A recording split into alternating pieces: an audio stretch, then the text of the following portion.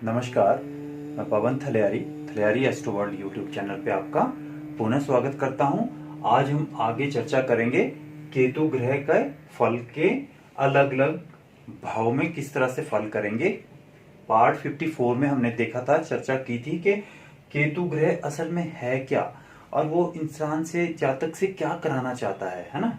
हमने देखा था कि ये मोक्ष का कारक ग्रह है और ये जो है जातक को या इंसान को सांसारिक बंधनों से मुक्ति दिलाना चाहता है।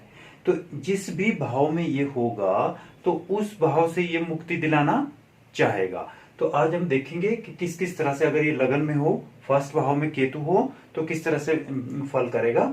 तो फर्स्ट हाउस क्या है? आप स्वयं है, आप पर्सनालिटी, आपका शरीर है ना।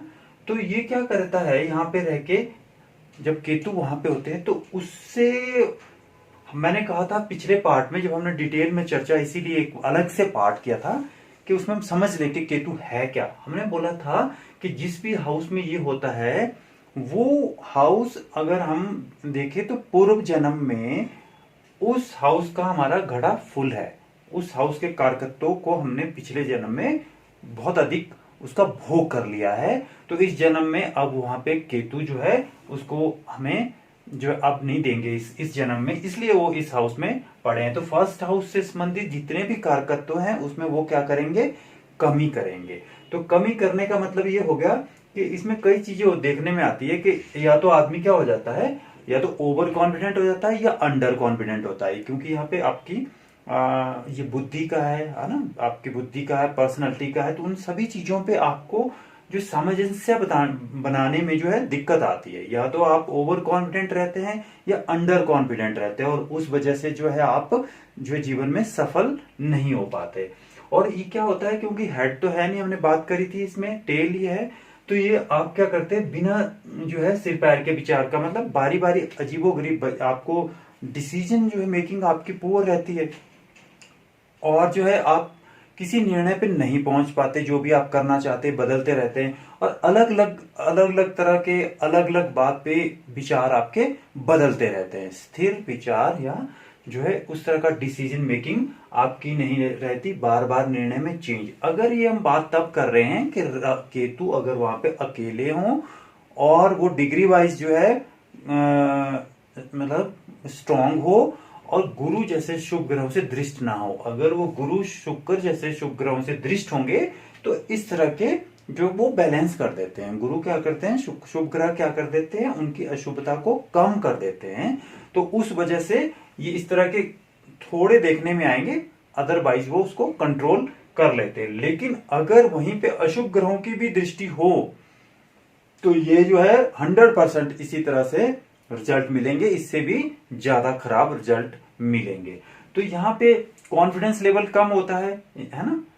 कॉन्फिडेंस लेवल जो है मैंने बात करी, या तो ओवर कॉन्फिडेंट होता है या अंडर कॉन्फिडेंट मतलब अंडर कॉन्फिडेंट होता है। लेकिन जो ओवरऑल जो है कॉन्फिडेंस लेवल उसकी जो कम रहता है, उसे हमेशा कुछ ना कुछ इंटरनल मतलब उसे ऐसा लगता रहता है कि कुछ प्रॉब्लम है, कुछ प्रॉब्लम अपने आप से लड़ाई है उसकी, अपने अपने अपने व्यक्तित्व से, अपनी पर्सनालिटी से, अपने कार्यों से का ही वो एक किस्म से जो है उसको वहीं पे कंफ्यूजन रहता है कि मैं ठीक कर रहा हूं कि मैं गलत कर रहा हूं। बस ये ही एक जो केतु इस तरह की, क्योंकि क्या है, ये तो सीक्रेट है, ना तो किसी को बताया जा सकता, ना ही वो ठीक किया जा सकता, ऐसी समस्या पैदा करता है।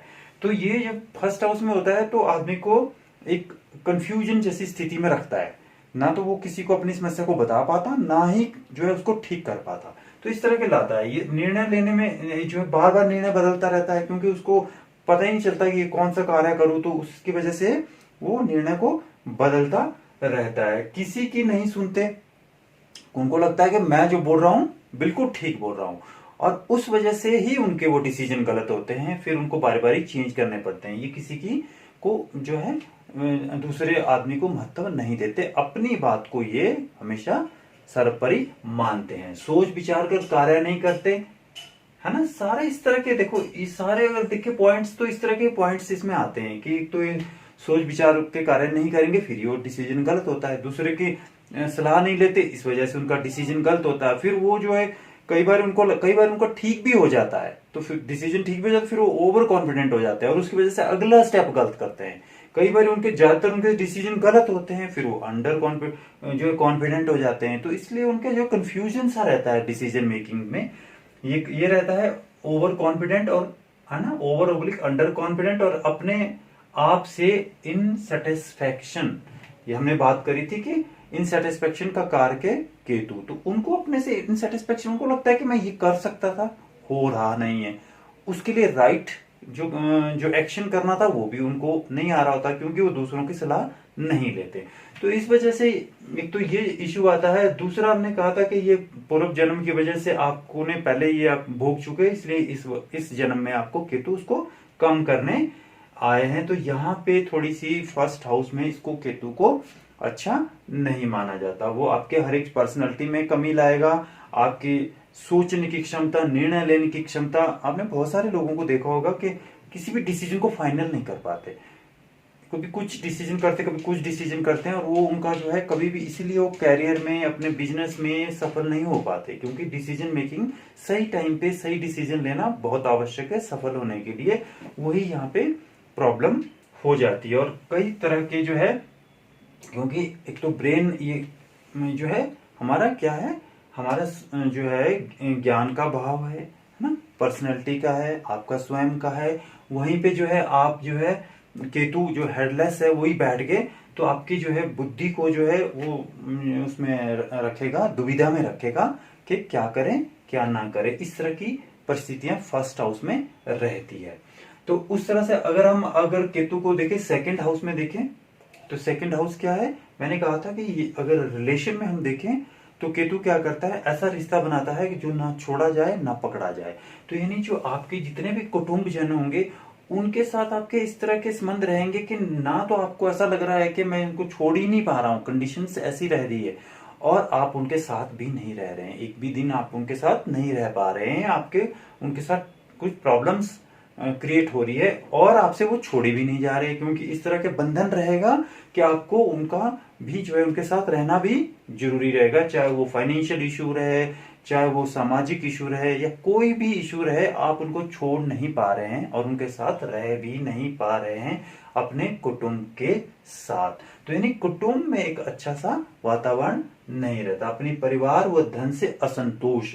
मैंने कहा कि धन का भी है, तो आपका धन तो होगा, लेकिन आपको सेटिस्फेक्शन उससे नहीं होगी, असंतोष रहेगा, और धन संचित करने में भी आपको समस्या आएगी, और अपने कुटुंब से भी आपको असंतोष रहेगा। आपको इसमें दो चीजें होती है, या तो अगर और चीजों की कॉम्बिनेशन अच्छा रहा तो आप क्योंकि केतु क्या करता है, केतु जो है राइज कराता है ना, केतु जो है टॉप में ले जाता है। तो फिर या तो आप बड़े अधिकारी या राजनीतिक क्षेत्र में बड़े होंगे, मान लीजिए आप, या बिजनेस में आप बड़े होंगे, अगर और अच्छी कॉम्बिनेशन है तो केतु आपको राइज करा देगा।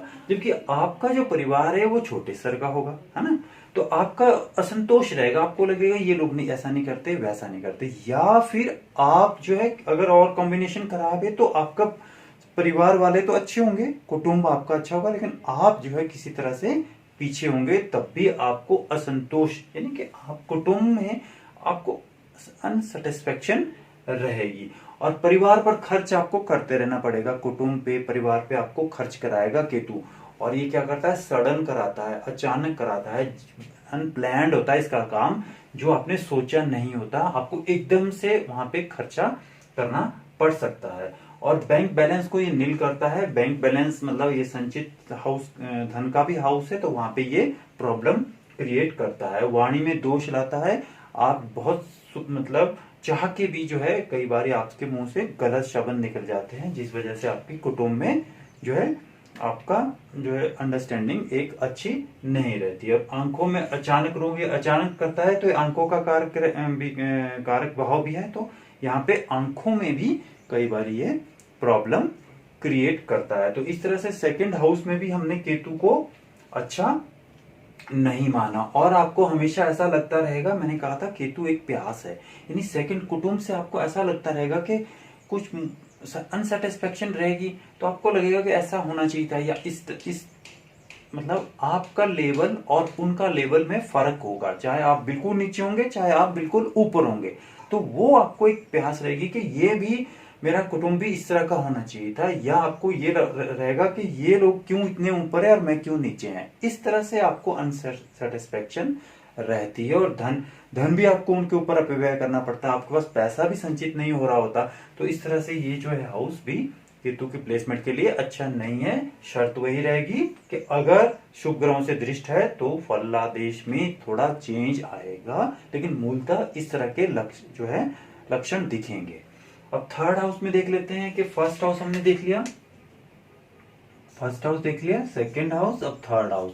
थर्ड हाउस में क्या करता है? थर्ड हाउस में हमने बोला, हमने पिछले पार्ट में पढ़ा था कि केतु क्या करते हैं, धनु और मीन राशि में अच्छे होते हैं, या तो धनु राशि में हो या मीन राशि में हो तो वो अच्छा फल करते हैं, या फिर 3, 6, 11 में हो तो वहां पे भी ये अच्छा फल करते हैं। तो अच्छा, थर्ड हाउस में अब क्या करेंगे, यहाँ पे अच्छी प्लेसमेंट केतु की कही जाएगी, तो जो भी यहाँ पे कारकत्व है उनमें ये वृद्धि करेंगे।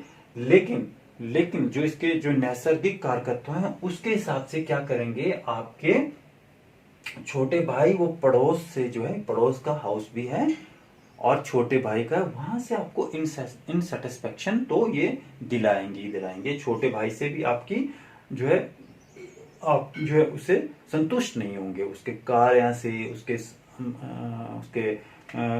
व्यवहार से, हर एक चीज से आपको जो है इनसेटिस्फेक्शन रहेगी। और तरीका वही, या तो वो आपसे ऊपर होंगे या आपसे नीचे होंगे, उस वजह से ही इनसेटिस्फेक्शन होती है और आपकी आपस में अंडरस्टैंडिंग अच्छी नहीं होगी। और पड़ोस के साथ भी ये इशू लाता है, आपके पड़ोस में जो है समस्याएं चली रहेगी। अब ये बेकार की छोटी यात्राएं, ये क्या करता है, छोटी यात्रा का भी हाउस है तो वहां पे भी ये प्रॉब्लम क्रिएट करता है। आपको स्मूथ यात्रा होते होते अचानक उसमें कुछ ना कुछ समस्या आती रहेगी छोटी यात्राओं में, है ना। लेकिन इसमें अच्छा क्या है, फिर हमने बात करी कि थर्ड हाउस में अच्छा होता है, तो अच्छा क्या है, ये क्या है, पराक्रम का हाउस है ना। और ये क्या है, स्पोर्ट्स का है, पराक्रम का है, एडवेंचर का है।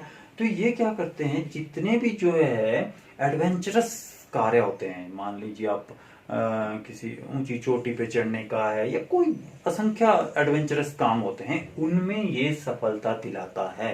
केतु क्या करता है, टॉप पे ले जाता है, ध्वज है। तो ये आपको जितने भी एडवेंचरस कार्य हैं वहां पे ये आपको बिल्कुल सफलता दिलाएगा। या फिर ये क्या करते हैं कि विपरीत परिस्थितियों में आपका जो काम होगा बहुत अच्छा होगा, सबसे बेस्ट आप करेंगे और उसके लिए आपको रिवार्ड भी मिलेगा। जब विपरीत, बस यही इसका फायदा है कि केतु क्या करते हैं, जब विपरीत सामान्य परिस्थितियों पे ये सामान्य ही काम करते हैं, लेकिन जब विपरीत परिस्थितियां होगी तभी आपने देखा होगा कितने, जैसे ये पराक्रम का भी है, तो केतु अगर यहाँ होगा तो लोग, जैसे मान लीजिए अगर और कॉम्बिनेशन अच्छा है कि मान लीजिए डिफेंस में है या कहीं पे, तो विपरीत परिस्थितियां बनी और उनको जो है परमवीर चक्कर मिल गया, या क्योंकि उन्होंने अच्छा किया उस स्थिति में। तो जब विपरीत परिस्थितियां आएगी तो वो जो है उनका टैलेंट जो है उनसे उनको बिल्कुल बहुत बढ़िया करवाएगा, तो विपरीत परिस्थितियों में अच्छा कराएगा। और एडवेंचरस आदि कार्यों या खेल, कोई एडवेंचरस खेल हो या कोई कार्य हो, उसमें आपको ये सफलता दिलाएगा। तो थर्ड हाउस में केतु को हम ओवरऑल जो है अच्छा मानते हैं, आप कह सकते हैं यहाँ पे इसकी प्लेसमेंट अच्छी है। अब फोर्थ हाउस में, थर्ड हाउस में है ना, अब फोर्थ हाउस को देख लेते हैं। फोर्थ हाउस में भी हमने केतु को अच्छा नहीं कहेंगे। अब ये क्या है, हमारे सुख का हाउस है, माँ का हाउस है, घर का हाउस है, मन का हाउस है। वहां पे केतु जैसे जो ग्रह बैठ जाएंगे, केतु करता क्या है, केतु का देखो ना, मैं बात कह चुका कि ये क्या करता है कि ये इसका काम है मोक्ष दिलाना, है ना। ये सांसारिक बंधनों से छुटकारा पाना चाहता है। तो जो जहां पे ये बैठा होगा तो इसकी तो जो इसका नैसर्गिक जो गुण है वो क्या करेगा, ये यहाँ से आपकी दूरी बनाएगा। फोर्थ हाउस में जितने भी कारकत्व उनसे दूरी बनाएगा, क्योंकि इसने सांसारिक चीजों पे आपको नहीं भटकाना है। ये अपने से ये समझता है कि मैंने इनको सांसारिक चीजों से दूर करना है। अब दूर करते करते वो आपको दुख में हो जाता है कि ये माता का है, तो ये अगर आप माता के साथ संबंध बनाएंगे तो इसको लगता है कि सांसारिक जीवन में फंस गए, तो इसने तो आपको क्या करना है, मोक्ष दिलाना है। तो और ये जो मैं कह दूं, ये जो 4th 4 8 12 हमारा मोक्ष त्रिकोण भी है। जैसे धर्म त्रिकोण कौन सा है, 1 5 9 है ना, उसमें मैंने बात करी थी कि त्रिकोण के होते हैं ना, धर्म त्रिकोण जिनको हम बोलते हैं। तो फर्स्ट हाउस उससे उससे अधिक पावरफुल 5th त्रिकोण और 9th त्रिकोण सबसे पावरफुल होता है। उसी तरह धर्म मोक्ष त्रिकोण में 4th हाउस फर्स्ट नंबर पे, 8th हाउस सेकंड नंबर पे, और 12वां जो है मतलब सबसे अधिक पावरफुल मोक्ष त्रिकोण। तो 4th हाउस में इस पॉइंट से केतु वहां पे अच्छे हैं कि ये आपको मोक्ष तक ले जा सकते हैं। आप जो है अध्यात्म जैसी चीजों पे, जो है ध्यान जैसी चीजों पे आपका मन लगेगा, और दुनिया से जो है जितने भी सांसारिक चीजें हैं इनसे आपको ज्यादा आपका लगाव नहीं रहेगा। तो लेकिन अगर इसका दूसरा पक्ष देखें तो वही चीजें आपको नुकसान दे रही है, क्योंकि आपको ना घर से, आप देखो, आप मैंने लिखा होगा यहाँ पे, घर से माँ से वैराग्य देता है, क्योंकि ये आपको उन चीजों पे इंटरेस्ट ही नहीं आ रहा है। आपके पास घर होगा, आपको नहीं चाहिए, वो आपको नहीं लग रहा अच्छा। माँ आपके पास हो भी सकते हैं, नहीं भी हो सकते। अगर ज्यादा स्थिति कोई और कॉम्बिनेशन खराब हो तो ये उनसे दूरी बना देगा, वो होंगे ही नहीं, या आप उनसे बहुत दूर रह रहे होंगे। जो घर आपके पास होगा लेकिन आपको उसमें नहीं, आपको तो कहाँ रहना है, ये तो मोक्ष का फर्स्ट मोक्ष त्रिकोण है। तो आप तो चाहते हैं जो है अलग, जो है उस दिशा में जाना, आपको ये सांसारिक चीजें अच्छी नहीं लग रही है, लेकिन आपके परिवार को आपका ये नेचर अच्छा नहीं लग रहा होता, इसलिए हम इसको 4th हाउस में उस एंगल से अच्छा नहीं मानते। लेकिन अगर मोक्ष के तरफ को देखें तो ये फर्स्ट स्टेप है, और यहां से आप जो है मोक्ष को प्राप्त कर सकते हैं। तो घर में असंतोष, मन में शांति नहीं, क्योंकि आपको वो चीजें अच्छी नहीं लग रही है, तो कहां से शांति होगी। जब शांति कब होगी, जब आप मोक्ष की तरफ को अपना जो है अध्यात्म ध्यान उस तरफ को चले जाएंगे। तो 4th हाउस में केतु बुरा नहीं करेगा, वो तो वही तो चाहता है वो, है ना। तो 4th हाउस में इस तरह से हम इसको ले सकते हैं। तो जो जैसे जैसे उम्र बढ़ती जाती है और आप सांसारिक चीजों को जो है वो काम पूरे करने के बाद फिर ये यहाँ का केतु बढ़िया माना जाता है, क्योंकि एंड में आदमी ने मोक्ष को प्राप्त करना चाहता है और वो उसका ध्यान उस तरफ को चला जाता है। तो फिर ये केतु यहाँ पे अच्छी प्लेसमेंट कह सकते हैं हम, है ना। तो लेकिन शुरू में जो हमारे सांसारिक बंधन वहां पे ये खराब है, क्योंकि वो चीजें शुरू में आपको खराब करेगी। मोक्ष त्रिकोण होने से लाभ ये हमने समझ लिया, सुखों का अनुभव ही नहीं होने देता। ये क्या करता है, क्योंकि अनुभव कहाँ से होगा, ये अनुभव इसके पास ब्रेन भी नहीं है, और ये आपके पास होंगे लेकिन आपको एक तो अच्छे सुख लगते भी नहीं और आपको उनका अनुभव भी अच्छा नहीं हो रहा होता। घर पर, हाँ, और ये घर पे नहीं बैठने देता, ये क्या करता है, दुढ़ाता रहता आदमी को, अपने घर में उसको मिलता ही नहीं रहना, और उसको अच्छा लगता भी नहीं वहां पे। तो वो जो है घर पे जो है बैठने नहीं देता। घर से माँ से वैराग्य देता है, क्योंकि आपका हमेशा आपका ये रहेगा कि आपका रास्ता कोई और है। आपको हमेशा ये लगता रहेगा कि आपका रास्ता कोई और है, ये सांसारिक चीजों में जो भी हम प्राप्त कर रहे हैं ये हमारे ज्यादा काम की नहीं है, आपका ये थॉट रहेगा। और इसलिए जो है आपको क्या करेगा, घर से और माँ से वैराग्य देता है, क्योंकि आप जो है उनसे अलग ही रहना भी चाहते हैं, और वो केतु परिस्थितियां भी वैसी बनाएगा कि आप उनसे अलग रहेंगे। तो ये 2-4 चीजें हर एक उसमें लगेगी, और उस तरह से आप लगा सकते हैं। जैसे हमने आज फर्स्ट से 4th हाउस तक देखा, तो आपने क्या देखना है, हमने कैसे फलादेश जो हमने पिछले पार्ट में पढ़ा था कि अगर ये फर्स्ट हाउस में या सेकंड हाउस या थर्ड में होंगे तो केतु करते क्या है, हमने ये देखना। पहले तो ये इनके पास ब्रेन नहीं है, पहली बात तो ये है ना, बॉडी है, तो ये हार्डवर्क कराते, शारीरिक श्रम कराते। और दूसरी बात ये है, ये केतु क्या करता है, जिस हाउस में होता है उसकी प्यास रखता है। प्यास का मतलब है उसकी डिजायर हमें, क्योंकि वो मिलती नहीं हमें, वो ये क्या करता है, इसने वैराग्य की तरफ को ले जाना है। तो वैराग्य की तरफ को ले जाने की वजह से ये जो सांसारिक चीजें उनसे आपको हटाएगा, उनसे आपका ध्यान हटाएगा, उनसे आपका मन ध्यान जो भी सारी चीजों को हटाएगा। तो उसने उस मोक्ष की तरफ को ले जाना है, वैराग्य की तरफ को ले जाना है। तो जिस हाउस में ये होगा तो उस हाउस से संबंधित चीजें आपके पास नहीं होगी। अगर आपके पास होगी भी तो आपका उनको आपको आनंद नहीं आ रहा होगा। बहुत सारे लोगों को देखा होगा आपने, बहुत सारी चीजें, लेकिन वो फिर भी वो उनको लगता है ये सारी जो है मटेरियल जो है चीजें हैं, और हमें तो जो है ध्यान लगाने की तरफ उनका, है ना, उस तरह समाधि की तरफ, ध्यान की, योग की तरफ, मोक्ष को कैसे प्राप्त किया जाए, उनका ये थॉट होता है। तो उसमें तो सांसारिक चीजें काम नहीं आती। तो केतु का अगर हम ये समझ लें कि ये क्या कराना चाहता है, तो वो फायदा कराना चाहता है और टॉप तक ले जाना चाहता है। लेकिन जब तक हम उसको समझेंगे नहीं और उस चीज को छोड़ेंगे नहीं, है ना, जब हम उस चीज को छोड़ देंगे तो केतु हमें टॉप पे ले जाएगा। जैसे कोई सी भी हाउस में आप लगा देंगे, क्योंकि केतु तो आपको वहां से छुड़ाना चाहता है, उस चीज से आपको बंधनों से छुड़ाना चाहता है। और अगर आपने ये समझ लिया कि ये ठीक है, तो आप उसमें सफल होंगे और अवश्य ही केतु आपको बिल्कुल टॉप में ले जाएगा। तो इस तरह से हमने देखा कि फर्स्ट से फोर्थ हाउस तक राहु का केतु ग्रह का क्या किस तरह से फलादेश हमने देखना है।